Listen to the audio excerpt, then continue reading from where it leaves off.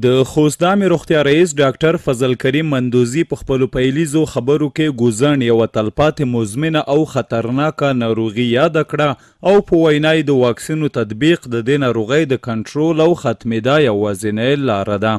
دی زیاتوي ټاکل شوي د دې 3 ورځني ملي کمپاین په ترڅ کې د نږدې 1900 واکسیناتورانو پر مټ تر 5 کلونو ښکته 3,60,000 ماشومانو ته واکسین، له 2 کلونو پورته تر 5 کلنۍ پورې 2,19,500 ماشومانو ته د چینجیو ګولۍ ورکول کیږي. سبا ورځ په ټول افغانستان کې د پولیو وحشي وایرس په مقابل کې ملي کمپاین شروع کیږي چې په خیس کې به د واکسین لپاره 3,60,000 کسانو واکسین کیږي او د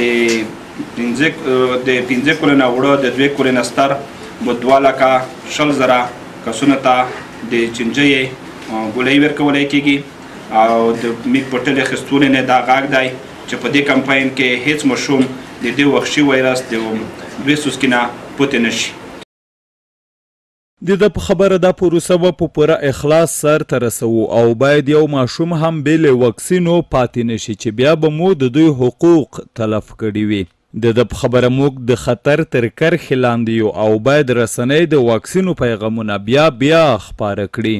وروسته 2 ماشومانو ته د واکسین څاڅکو په څڅولو او د ګولیو په ورکولو یاد کمپاین پیل شو. هیره دې نه وي چې په ټول افغانستان کې د ګوزڼ ناروغۍ 5 مثبتې پیښې ثبت شوي چې 15 واړه په ننګرهار ولایت کې رامنځته شوي دي.